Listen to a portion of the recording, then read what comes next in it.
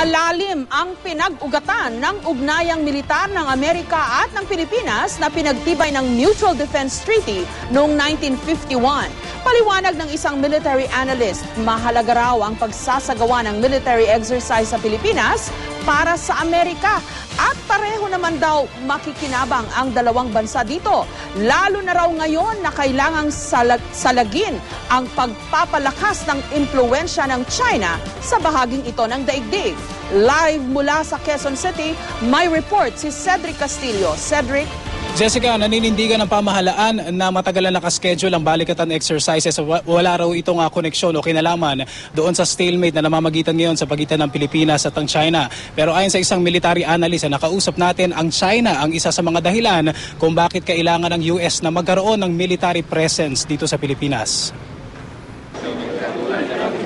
Sa gitna ng tambalan ng pwersang militar ng Pilipinas at Estados Unidos sa balikatan exercises ngayong taon, patuloy naman ang tensyon sa pagitan ng Pilipinas at China kaugnay ng standoff sa Panatag o Scarborough Shoal.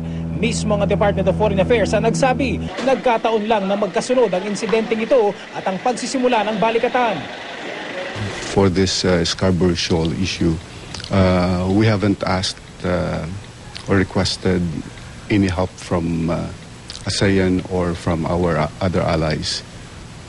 But what we have been doing, and this was highlighted during the ASEAN summit in Cambodia, that we have asked ASEAN to take the lead in resolving the West Philippine Sea or South China Sea issue. Gugulong mula April 16 hanggang 27 ang ika-28 balikatan exercises, kabilang ang Puerto Princesa, Palawan sa mga pagdarausan nito. Taong 1995 hanggang 1999 nang ipatigil ang balikatan habang nine-negotiate noon ang Visiting Forces Agreement ng US at Pilipinas. Matapos makalusot sa Senado, muling nagsagawa ng exercises simula noong taong 2000. Alinsunod sa Mutual Defense Treaty sa pagitan ng Pilipinas at Estados Unidos, kukonsultahin ng dalawang bansa ang isa't isa sakaling may banta sa seguridad na manggagaling sa Pacific Region. Nakasentro raw sa humanitarian at disaster response ang kasalukuyang exercises. Giit ng pamunuan ng balikatan exercises, walang kinalaman ang programa sa posibleng namumuong tensyon sa pagitan ng China at Pilipinas. Ayon sa isang military analyst, may pakinabang naman daw ang Pilipinas sa balikatan exercises, lalo na sa pagtugon natin sa mga sakuna sa ating bansa. Pero kung may pinag-uugatan daw ang tambalang US-Philippines sa nakalipas na mga dekada, ito raw ay ang balak ng China na palawakin ang impluwensya sa mga karatig na bansa. Core competence building in terms of combat, etc. No? So may tulong yan. No? Ganon. Now, nagiging modernized ba tayo? Ibang usapin yan. Kasi taga-Marikina ako, no? Isa kami sa mga tinamaan sa Ondoy, no? Ang narinig namin, nakikita namin ang mga Amerikano ang lumilipad dito. No? Hindi madaling mangyari yan kung walang balikatan exercises. Power projection also. Kasi makuha mo ang West Philippine Sea, next stage mo, labas ka na sa Pacific. Pag nakapasok ka na sa Pacific, open challenge ka na sa US Navy, sa US military, no? Kakayanin mo na sila.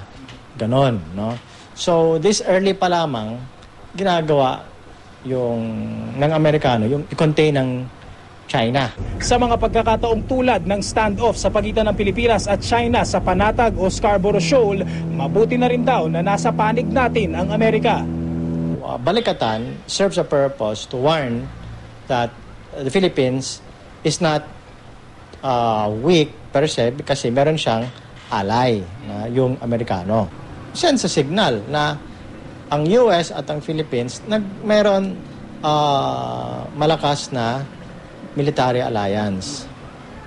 Na and ang China should take that into consideration. Jessica, paniwala pa na nakausap natin na military analyst, kumbaga daw sa boxing, talo ang Pilipinas sa round na ito sa China dahil hindi naman daw natin lalo pa naipilit yung ating karapatan sa sariling teritoryo. At ang maganda daw abangan dito ay kung paano yung magiging reaksyon ng China, lalo pa ngayon nagsimula na ang balikatan exercises. Jessica? Okay, ano ang analysis ng iyong nakausap pa, Cedric, kung saan kaya patungo itong standoff na ito? Well, ang sinabi dyan, Jessica, magiging parang larong chess daw ito. May gagalaw at may makikiramdam itong itong katunggali, kumbaga. And then magpapakiramdaman nga at saka alamin kung ano yung magiging next move nito. At ang sinabi naman niya, sa tingin niya, hindi daw titigil itong China dun sa kumbaga yung aggressive, quote-unquote, na mga movements nitong China sa mga nakaraang araw. At ang sinasabi nga nung analyst na nakausap natin, they will take in consideration daw itong China kung ano yung nangyayari ngayon dito sa Pilipinas, lalong-lalo na pagsa-start nga ng balikatan exercises, Jessica. Okay, pero yung pagpapalipad ng eroplano ng China dito sa ating airspace, no, over Scarborough Shoal is already another violation. Yes, Jessica, yung sinasabi nga dyan is yung show of force, yung pinapakita ngayon ng China na, well, ang sinasabi nga nung analyst natin, nagsisintakan daw, kumbaga, itong China at Pilipinas. At maganda daw tingnan ngayon dyan, kung ano yung magiging next move nga ng China. Dahil nga ito, meron na yung ally natin, yung US, narito ngayon sa Pilipinas at nagsistart nga itong exercises na dito sa ating bansa, Jessica. Okay, maraming salamat, Cedric Castillo.